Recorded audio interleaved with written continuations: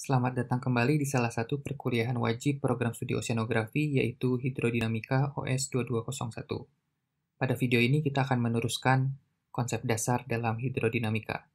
Setelah di video sebelumnya dijelaskan mengenai konsep elementer atau partikel sebagai materi titik, sehingga pola molekuler dan gerak acak Brown dalam partikel tidak ditinjau dalam teori kinematika kita, maka dalam video ini akan disinggung konsep yang kedua, bahwa sifat perubahan dalam fluida harus kontinu atau gradual dalam ruang. Konsep kedua ini dikenal dengan continuum konsep. Jika pada pertemuan sebelumnya dijelaskan bagaimana kajian makroskopik mengunci pemahaman seberapa kecil massa titik yang dimaksud, maka konsep kontinuum ini mengunci seberapa besar ukuran partikel yang ditinjau dalam kajian hidrodinamika. Gabungan dari kedua konsep dasar partikel ini didapat bahwa sifat partikel fluida elementer diasumsikan homogen dan isotropik atau sama dalam segala arah pada kontrol ruang atau volume yang ditinjau. Dan partikel tersebut berubah secara kontinu atau smooth dan linier dalam ruang makroskopik jika diberi gaya sekecil apapun. Satu partikel fluida tidak dapat memiliki banyak nilai dalam satu variabel. Misalnya, satu partikel memiliki banyak nilai temperatur dalam satu partikel gitu ya. Itu tidak boleh terjadi. Satu partikel walaupun ditinjau secara makro tetap harus memiliki nilai yang homogen atau nilai yang sama atau satu nilai dalam semua arah yang ada pada partikel tersebut. Artinya apa? Artinya jika kita meninjau fenomena meteorologi seperti badai gitu ya, atau fenomena oceanografi seperti storm surge, maka kita tidak bisa mengasumsikan partikel kita sebesar daerah terjadinya badai atau storm surge, karena sifat perubahan propertinya, misalnya temperatur atau kecepatannya, tidak lagi gradual dalam badai atau storm surge tersebut, tapi bisa melompat dari satu nilai ke nilai yang ordenya bahkan berkali-kali lipat lebih besar, itu misalnya ya. Namun, bagaimana jika tidak terjadi dalam kondisi ekstrim? Seberapa besar kita dapat menentukan besaran partikel kita?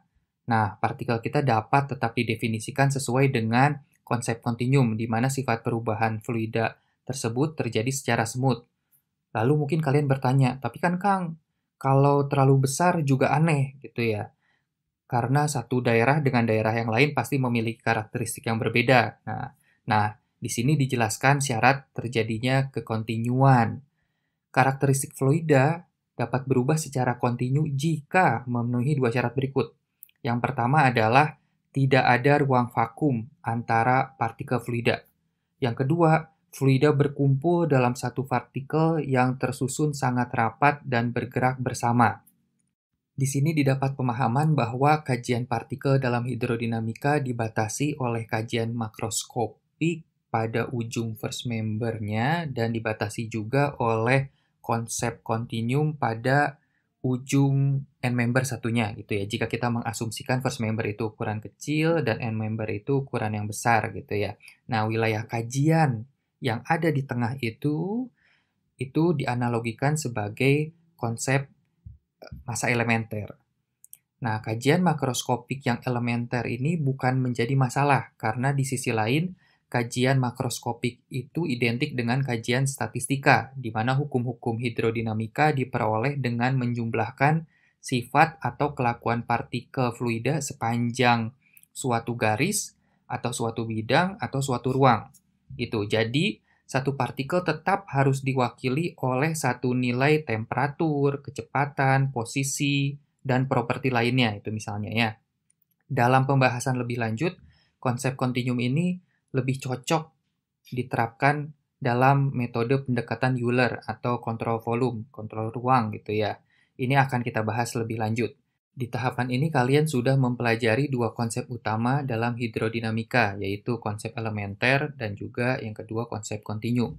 Di keduanya dijembatani oleh kajian makroskopik yang erat kaitannya dengan kajian statistika, di mana sifat-sifat fluida di suatu partikel didapat dengan menjumlahkan sifat-sifat atau kelakuan partikel fluida di sepanjang suatu garis, bidang, atau ruang.